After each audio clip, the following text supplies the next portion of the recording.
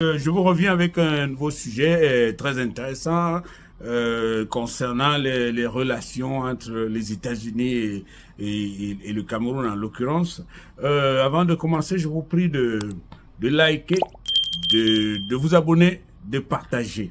Je vous ai introduit un de mes livres, c'est celui-ci, ça s'appelle Poutine, l'homme qui veut libérer l'Afrique. C'est très important dans le contexte actuel, ce livre. Alors, je vous reviens parce que hier, il y a eu donc un coup de fil très important entre le secrétaire d'État aux Affaires étrangères des États-Unis, ce qui est l'équivalent du ministre des Affaires étrangères des États-Unis, Marco Rubio, et le chef d'État camerounais, Monsieur Paul Biya. Donc c'est ça qui a fait la une de Cameroun Tribune. C'est assez important parce que le secrétaire d'État américain a donc appelé pour féliciter le chef d'État camerounais pour sa 8e réélection. Donc c'est important parce que c'est important dans un contexte d'une élection qui est quand même controversée, une élection qui fait problème, que une grande puissance comme les États-Unis intervient pour dire ok, nous vous soutenons, surtout après tout l'enthousiasme qu'on a vu auprès de l'ambassadeur des États-Unis qui s'est vraiment impliqué, s'est impliqué dans tout le processus de la réélection jusqu'à la prestation de serment de Monsieur Paul Biya. Vous voyez, c'est alors quelle est la signification de cette affaire? C'est la signification de cette manifestation d'intérêt, appelons ça comme ça. Et c'est-à-dire comment il faut comprendre ça, quoi, le régime de Donald Trump et le Cameroun. Bon, vous regardez, il y a eu récemment cette visite du commandant de US AFRICOM. Vous savez qu'il y a une fronde importante en Afrique à l'égard des forces américaines, je voulais dire à l'égard des forces occidentales, de la présence occidentale. Les États-Unis, l'armée américaine a été chassée du Niger, qui partage le bassin du lac Tchad avec tous les États qui sont autour du bassin du lac Tchad, c'est-à-dire le Cameroun, le Tchad, le Nigeria. Donc, et a été chassé. Et puis, on a vu que le Cameroun va permettre à US AFRICOM. C'est quoi US AFRICOM? C'est très important. US AFRICOM, c'est un peu le groupe armé que les États-Unis, n'est-ce pas, dédie au contrôle, entre guillemets, de l'Afrique.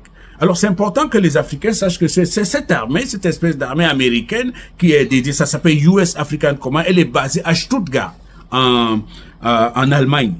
Et depuis, les Allemands veulent que, n'est-ce pas, que cette armée américaine déménage d'Allemagne. Et donc, ça fait pas mal de temps que les États-Unis essaient de s'implanter en Afrique pour quitter l'Allemagne. Ça fait quand même pas mal de temps que ça se passe. Et en attendant, elle mène des opérations. Et puis après la rencontre avec le chef d'État camerounais, Paul Biya, donc il a été question ils se sont entendus pour que les Américains s'installent ou bien se positionnent dans le bassin du lac Tchad du côté du Cameroun pour lutter contre le terrorisme. Et moi j'ai dit que c'était très très suspect. Je me suis fait insulter par tout le monde que c'est très suspect que une armée qui a été chassée du Niger vienne s'installer dans le bassin du lac Tchad pour lutter contre le terrorisme. Et donc, vous savez, le terrorisme, on dit terrorisme, les Occidentaux veulent lutter contre le terrorisme. Voilà. Donc, on va y revenir. Alors, donc, il n'y a pas, à mon avis, il n'y a pas une grosse actualité, je veux dire, il n'y a pas une grosse différence dans ce qui se passe maintenant. Le seul fait, c'est que c'est un message envoyé je sais pas, à l'opinion et en l'occurrence au régime camerounais que voilà, tu as notre soutien politique, tu as notre soutien diplomatique. Pourquoi? Parce que entre Washington et Yaoundé, c'est comme il n'y a pas de nuages. C'est-à-dire, tout se passe bien jusqu'à présent. Et genre, on a intérêt à te le montrer, on a intérêt à montrer à Monsieur Paul Biya que, ok, jusqu'à présent, tout va bien. Vous savez qu'avec l'origine de Donald Trump, c'est très compliqué. Et les Américains, il faudrait que les Camerounais ou les Africains commencent, l'intègrent définitivement. Les Américains ne traitent avec les continents, l'Afrique, qu'avec la carte des ressources minières, la carte des ressources naturelles en main. C'est pas des relations humaines. Et je sais que c'est très difficile aux Africains de comprendre ça. C'est très très difficile parce que les gens se disent ah oui, peut-être que c'est quelque chose. Non, avec les Américains, c'est concret, c'est une affaire concrète. C'est pas ah oui, il semble que accessoirement bon c'est caché. Chez les Américains, c'est pas caché, c'est concret. Concrètement, on traite des positions stratégiques en fonction des ressources naturelles, en fonction de la topographie des ressources naturelles. Point. Il n'y a pas de, ouais, le terrorisme, ça risque, on se positionne pour capturer les ressources naturelles. C'est ça qu'il faut comprendre. Et dans le cas dans le cas du Cameroun, c'est particulier parce que, bon, je vais vous dire une autre chose que vous ne savez peut-être pas, c'est que le Cameroun partage avec quelqu'un comme Marco Rubio. C'est quelqu'un qui est né à Miami, en Floride, mais il est d'origine cubaine. Et mais il a quelque chose c'est quelqu'un qui est très proche d'Israël, l'État d'Israël. Et le Cameroun partage avec Marco Rubio et le régime de Donald Trump cette proximité très spécifique avec l'État d'Israël. Il faut savoir que le Cameroun est l'un des rares pays. Il y a que 2 pays en Afrique qui n'ont jamais reconnu, par exemple, la Palestine, l'État de la Palestine. Il y a le Cameroun, il y a l'Érythrée. Et le Cameroun a donc une relation particulière avec l'État d'Israël parce que, vous avez compris, parce que il y a l'armée camerounaise. Et puis, il y a une espèce d'armée qui est une espèce de petite armée israélienne au Cameroun qui est directement sous le contrôle de monsieur Paul Biya. Donc, ça qui fait que le Cameroun est très particulier en Afrique dans ce cadre. Et donc, ce que Israël fait en retour, c'est que Israël renvoie au Cameroun sa protection diplomatique en plus de son soutien en réalité. Donc, c'est ça qui fait que, n'est-ce pas, les 2 pays sont tout compte fait très proches. Alors, c'est tout ce que je voulais vous dire. Allez, ciao. Alors, chers amis, au terme de cette vidéo, j'aimerais, n'est-ce pas, vous parler d'un livre que j'ai fait sur Israël.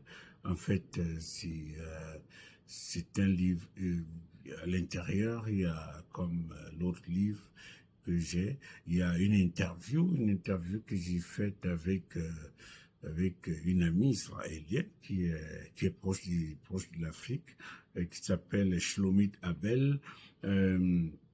Alors, c'est un couple, en fait, d'Alsaciens. C'est un couple qui était originellement protestant, qui n'est-ce pas, a émigré en Israël et qui s'est converti au judaïsme, mais qui se retrouve, qui est assez proche de toutes les difficultés, ou plutôt proche de problèmes que les Africains rencontrent quand ils sont en Israël. Parce que dans mon livre, j'ai évoqué un peu les rapports historiques entre Israël et l'Afrique. Et en l'occurrence, comme vous le savez, tu vois la problématique de la descendance de la reine de Saba, tous ces gens qui ont ensuite émigré en Israël et qu'on appelait les Falachas. Les Falachas, ce qui veut dire les immigrés. Donc, ces gens qui seraient, en tout cas, qui seraient la descendance du roi Salomon avec la reine éthiopienne, qui sont repartis en Israël et qui ont rencontré tous les problèmes que vous connaissez. Alors, c'est un livre qui est là depuis pas mal d'années, ça fait longtemps, donc qui n'est pas dans l'air du temps. Il y a eu beaucoup de changements entre-temps. La situation, je pense que s'est dégradée de plus en plus à écouter les médias. Donc, et ça fait que, donc, ce livre, il est disponible n'est-ce pas, sur Amazon. Vous allez chercher, vous avez la couverture, vous allez chercher, ça s'appelle, voilà, vous avez le titre, Alors vous allez chercher. Et je dois vous dire que en effet, moi, j'ai eu du côté du fait que je suis chrétien, du fait que voilà, du fait que j'ai des amitiés des Israéliens. Alors j'ai toujours eu comme je suis comme quelqu'un qui a traditionnellement, qui à l'origine a toujours aimé Israël et les Israéliens. Bon, ben ça n'a pas fait que mon livre soit acheté par un seul Israélien. Donc vous comprenez, c'est comme je pense que c'est un amour à sens unique, voilà. Donc c'est un amour à sens unique comme d'habitude on est habitué les amours à sens unique.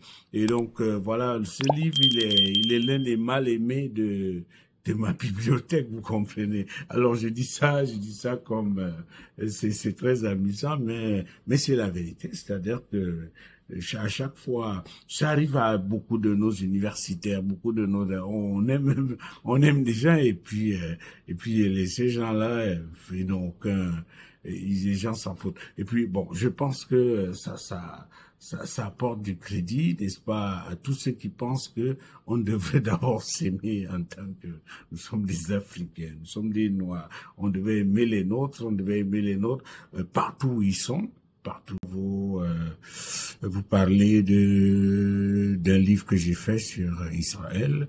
En fait, c'est un livre à l'intérieur, il y a comme l'autre livre que j'ai